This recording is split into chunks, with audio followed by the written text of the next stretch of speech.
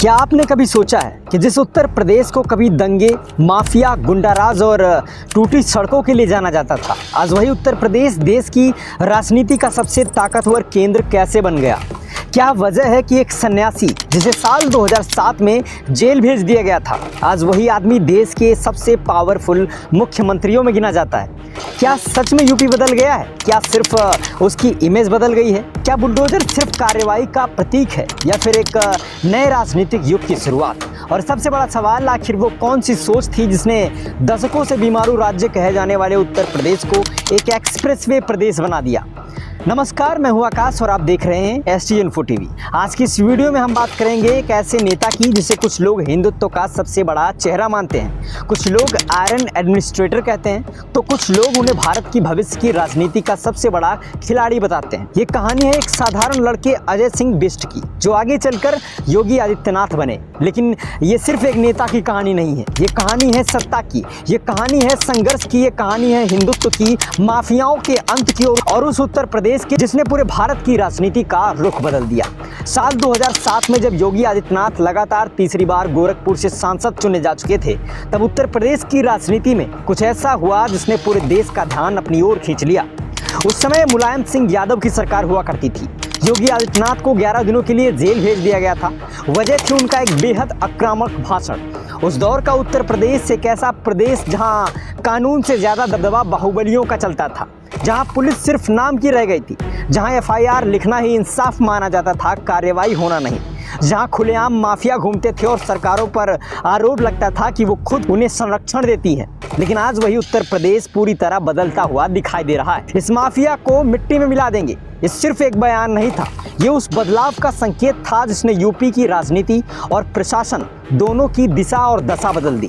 अतीक अहमद, अशरफ अहमद, मुख्तार अंसारी जैसे नाम जो कभी उत्तर प्रदेश की सियासत और अपराध की दुनिया में खौफ का दूसरा नाम हुआ करते थे, धीरे धीरे सिस्टम के शिकंजे में आते चले गए।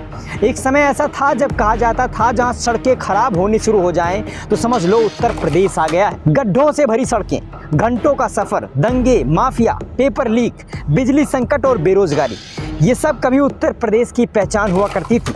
मेरठ, गोरखपुर, प्रयागराज, आजमगढ़, वाराणसी, हर इलाके में अलग अलग माफिया नेटवर्क काम किया करते थे। Land mafia, kidnapping gang, vehicle चोरी गैंग, अवैध खनन माफिया, यहाँ तक कि मेरठ का सोतीगंज पूरे देश में चोरी की गाड़ियों के कटान मार्केट के रूप में बदनाम हो चुका था। लेकिन साल 2017 के बाद तस्वीर तेजी से बदलनी शुरू हो गई। जहां कभी सिर्फ एक एक्सप्रेसवे था, आज उत्तर प्रदेश को एक्सप्रेसवे प्रदेश कहा जाता है। जहां निवेशक आने से डरते थे, आज वहां ग्लोबल इन्वेस्टर समिट होती है। जहां दंगों की खबरें सुर्खियां बनती थी, अब वही कानून व्यवस्था मॉडल पर चर्चा होती है। लेकिन सवाल ये है कि आखिर ये बदलाव आया कैसे? एक सन्यासी जिसने युवा अवस्था में अपना घर छोड़ दिया, जिसने राजनीति में एंट्री तो की लेकिन खुद कभी कल्पना नहीं की होगी कि वो देश के सबसे बड़े राज्य का मुख्यमंत्री बनेगा, वो आखिर इतना प्रभावशाली नेता कैसे बन गया? योगी आदित्यनाथ का जन्म साल 1972 में उत्तराखंड में हुआ था। उनका मूल नाम अजय सिंह बिष्ट था। उनके पिता एक फॉरेस्ट रेंजर थे और बेहद ईमानदार अधिकारी माने जाते थे। बचपन से ही अजय पढ़ाई में तेज थे और उनकी भाषण शैली अलग मानी जाती थी। कॉलेज के दिनों में उन्होंने छात्र राजनीति में कदम रखा, लेकिन पहला चुनाव हार गए। शायद ही किसी ने सोचा होगा कि यही लड़का आगे चलकर भारतीय राजनीति का इतना बड़ा चेहरा बनेगा। MSc की पढ़ाई के दौरान उनकी मुलाकात महंत आदित्यनाथ से हुई और यहीं से उनकी जिंदगी पूरी तरह से बदल गई। उन्होंने घर छोड़ा, संन्यास लिया और फिर अजय सिंह बिष्ट से योगी आदित्यनाथ बन गए। गोरखनाथ मठ में रहते हुए उन्होंने जनता दरबार शुरू किया, लोगों की समस्याएं सुनी और धीरे धीरे पूर्वांचल की राजनीति में अपनी मजबूत पकड़ बना ली। साल 1998 में वो पहली बार सांसद बने और मात्र 26 साल की उम्र में लोकसभा के सबसे युवा सांसदों में शामिल हो गए। लेकिन उनका राजनीतिक सफर हमेशा विवादों से घिरा रहा। साल 2002 में हिंदू युवा वाहिनी का गठन, साल 2005 का घर वापसी अभियान, साल 2007 का विवादित भाषण, इन सब ने उनकी छवि एक कट्टर हिंदुत्ववादी नेता की बना दी। फिर आया साल 2017। भारतीय जनता पार्टी ने उत्तर प्रदेश में ऐतिहासिक जीत हासिल की। मुख्यमंत्री पद के लिए कई बड़े नाम चर्चा में थे, लेकिन अंत में जिस नाम पर मुहर लगी वो था योगी आदित्यनाथ। और यहीं से शुरू हुआ उत्तर प्रदेश का नया अध्याय।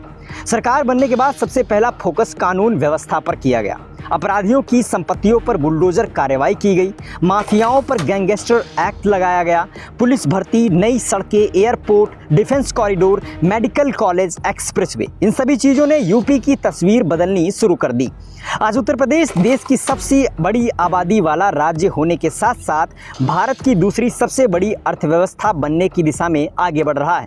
लेकिन इस पूरी कहानी का सबसे बड़ा पहलू सिर्फ राजनीति नहीं है, बल्कि वो मानसिकता है जिसने दशकों से बीमारू कहे जाने वाले राज्य को बदलने की कोशिश की। कई लोग योगी आदित्यनाथ को एक मजबूत प्रशासक मानते हैं, कई लोग उन्हें एक कठोर हिंदुत्ववादी नेता के रूप में देखते हैं, तो कुछ लोग उनकी नीतियों की आलोचना भी करते हैं। लेकिन एक बात तय है, उन्होंने उत्तर प्रदेश की राजनीति और प्रशासन की दिशा को हमेशा के लिए बदल दिया। और शायद यही कारण है कि आज उत्तर प्रदेश की राजनीति सिर्फ एक राज्य की राजनीति नहीं रही, बल्कि पूरे देश की राजनीति का केंद्र बन चुकी है। अब सवाल सिर्फ इतना नहीं है कि उत्तर प्रदेश बदला है या फिर नहीं, सवाल ये है कि क्या आने वाले समय में यही मॉडल पूरे देश की राजनीति की दिशा तय करेगा। क्या योगी आदित्यनाथ सिर्फ उत्तर प्रदेश तक सीमित रहेंगे या फिर आने वाले वर्षों में भारतीय राजनीति का सबसे बड़ा चेहरा बनकर उभरेंगे, ये फैसला आने वाला समय तय करेगा। लेकिन इतना तय है कि उत्तर प्रदेश की राजनीति में अब वो पुराना दौर वापस लौटता हुआ दिखाई नहीं देगा। नमस्कार, मैं हूँ आकाश, आप देख रहे थे HG Info TV। मिलते हैं अगली वीडियो में, तब तक के लिए जय हिंद, नमस्कार, वंदे मातरम।